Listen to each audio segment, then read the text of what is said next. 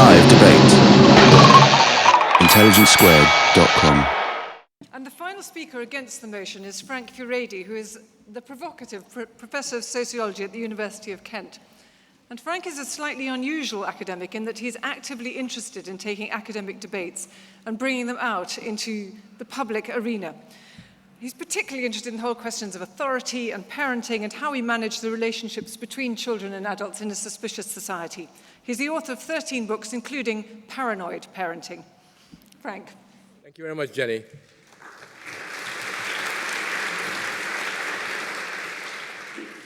Good evening, everybody. I don't know if you noticed, but whenever it comes to a discussion on parenting, everybody feels that they got a warrant to take their own personal story and to recast it as a grand philosophy.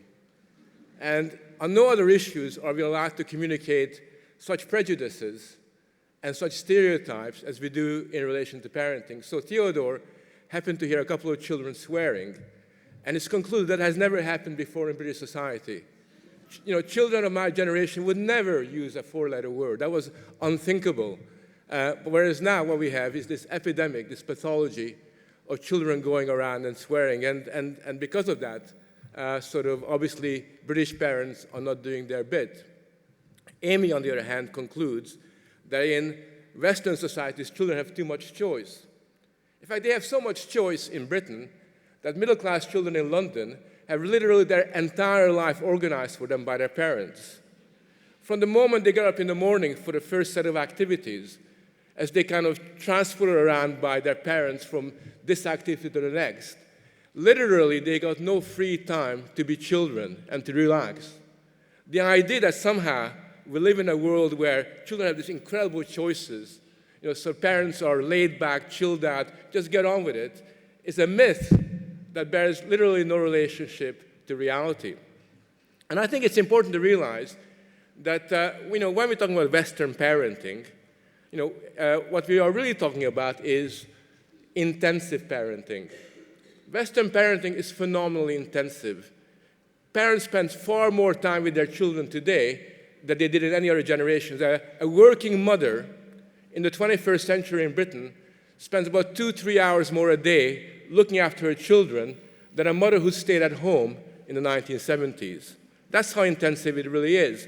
And I think what's very interesting is that all these so-called Asian attributes that are brought out in Amy's books are not Asian at all. I mean, anybody that's been to New York, Westchester County, been to Cambridge, Massachusetts, will recognize those characteristics straight away. Just to give you an example of how this works, the other day a friend of mine who lives in New York told me a story about how her 4-year-old child has been on this waiting list for this high-powered preschool nursery, a waiting list. And she's been on it for months and months and months, and she really was at a loss to know how she could sort of train her child to get into a nursery so she can play with toys and develop. And at first, I thought she was exaggerating the way most parents do. So I went online, and I discovered this online service, which is called How to Ace at a Preschool Interview. This is in New York. This is not an online service for Chinese people or for Cambodian refugees. This is addressed towards Westerners. This is what they say. Education nowadays starts even before kindergarten, like age 3 months. The best and the most elite preschools don't just have expensive tuition, they have long waiting lists of eager parents who would love to send their children there in a heartbeat.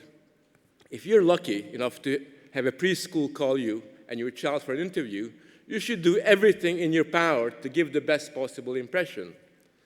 Now, that kind of intensive, high-powered parenting would be familiar to anybody that lives in North London, as it would be in most middle-class neighborhoods throughout the country. In London, as far as I can tell, there seem to be more tutors of young children than rats these days.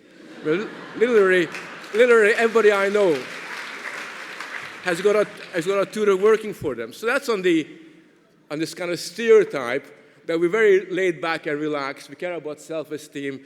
We don't allow children to make too much choices.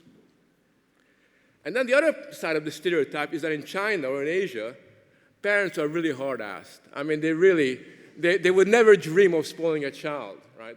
The fact that there are these little emperors in China, and that there's been a protracted debate in China about how children are spoiled by their parents, a debate that's been going on for a very, very long time. It just happens to be an awkward fact. And if you happen to have gone to Shanghai, or if you go to Beijing, you'll find that the equivalent of the Westchester mummies and the Islington daddies in China have exactly the same parenting style. Maybe they say it in the Chinese language rather than English, as they do here. So it seems to me that what we're discussing at the moment are essentially two middle-class approaches towards parenting, rather than anything that is culturally different from one another. So it's very easy to get confused in the debate. My argument is simple and straightforward. Western parents are actually quite good at parenting. It's not rocket science.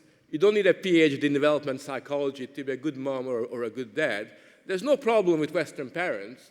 The real problem is that we do everything possible to make it very difficult for parents to have confidence in making judgment calls. We make it very, very difficult for parents to live the life of being a good parent, because all of their intuition, all of their approaches towards life is continually undermined. So what are the problems with problems that we face? The first problem that we face in the West and Western culture is that we devalue parental competence. Time and time again, we continually pathologize what parents do. Politicians of all political parties seem to dine out on lecturing parents about their failures. And I can still see the moment, I think it was either David Cameron, but it could have been Gordon Brown, because on this they're at one, they are totally together on this particular kind of issue. I remember that typical sort of presidential lecture where you get that kind of look on that pained look on their face, that passionate care, that really pained look, as they say, you know, Jim, this is on the Today program, parenting is probably the most difficult job in the world. Right? And everybody gives them a standing ovation because it's such an obvious thing. Parenting is the most difficult job in the world. Well, actually, it isn't. I tell you, being a nuclear physicist is a little bit more difficult. It's a little bit more difficult than being a parent. Being like a Formula One driver, on balance, is a bit more complex than changing the nappies of your son. Right? But the very idea that we say parenting is the most difficult job in the world, which sounds really good, it's meant to communicate the idea that I feel for you, I take this very seriously, is actually another way of saying that you mom over there and you dad over there are unlikely to be up to this very difficult job, right? You mom and you dad need a phenomenal amount of parenting advice. You need a posse of experts to come in and hold your hands and give you what Cameron and Brown always call support, right? So it seems to me that what we have under these circumstances are these very helpful reminders that tell us how difficult parenting is, which then makes parents very insecure, which then leads to what I think is the real problem, is that when there are so much pressure on parents to do this very difficult job, what they invariably do is begin to live their lives through their children. And as you live your life through your children, you begin to lose sight of just what it is that you ought to be doing. And because you live your life through your child, your parenting style becomes synonymous with your identity. And I think that's the really sad, tragic thing about the world that we live in. We forget about the real job of child rearing, and we become much more concerned about parenting as a cultural accomplishment of identity construction.